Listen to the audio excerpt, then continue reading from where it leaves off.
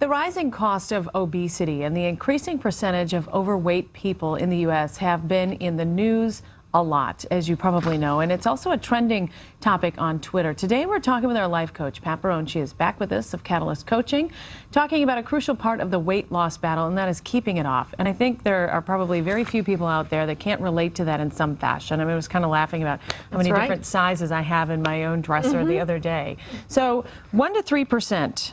1 to 3% keep that weight off when it's more than 20 pounds That's that they lose. a really low number. Isn't it incredible? We're talking really more than is. 20 pounds, though, which is a significant amount. Right, and a lot of people yo-yo under that 20-pound mark, too. You know, they don't stay at the same weight or at a comfortable weight for them. So some of the reasons, there are very specific reasons that you have, often where people will regain the weight. Right. You know, the biggest one, of course, is that they use the wrong method to lose the weight. And that is probably some kind of extreme dieting or extreme exercise program.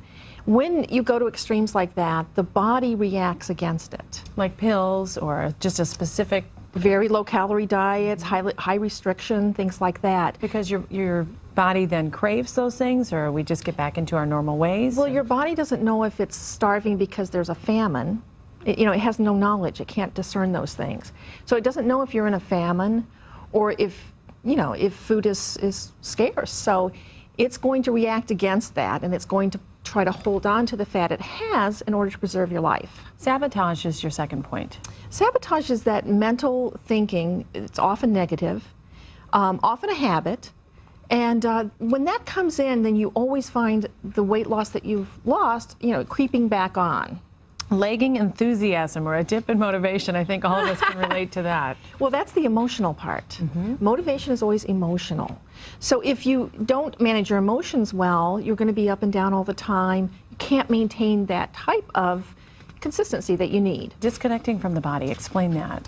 I think sometimes, again, the extreme dieting and extreme exercising disconnect us from our body. We start to live from our neck up, and we're mentally trying to figure things out, but we're not in touch with the body's signals. So we don't really know what true hunger feels like. We don't know if we're getting enough energy from the food we eat. We're not discerning it in that way. And the truth is, not every food or diet plan is right for every single person. You can only determine it by how much energy you get from those foods. And I want to just breeze through deeper limiting beliefs. Talk real briefly about that. A lot of us have deep inner beliefs that we've believed all of our lives that get in the way of weight loss. And they could be huge. They might be something like they don't deserve to lose weight. Why should I be thin when my sister isn't? Sometimes family dynamics come in. Those really get in the way. Those are huge. Okay. Those have to be brought out into the light of day. You have what's called the workaround, and these are ways that you can get things to stick. And we don't have as much time for these as we just talked through some of the challenges. So if you can... We have concentrate on whole and real food, move in a way that's enjoyable, address the sabotaging behavior and relationships, deal with emotions without food, and connect your life purpose. If you had to, summarize right here where you see people facing the biggest challenges and how to take that first step, what would it be? This is exactly the type of thing that I address all the time with people. It's mental, it's physical, it's emotional, and it is spiritual. It takes all of you. Right? You have to think holistically of you as a person and your needs. And I know that you actually have got a one-year program that you work on with folks. We've got a link to your information on our webpage, NBC15.com. I also just tweeted about you. But Pat, this is obviously something I know is near and dear to your heart, and we continue to visit with you about. If you have any questions for Pat, send them to us here, cweld@NBC15.com, and we'll get them answered on the air. But Pat, thank you for your insights this morning. We'll talk with you very soon. Thank you.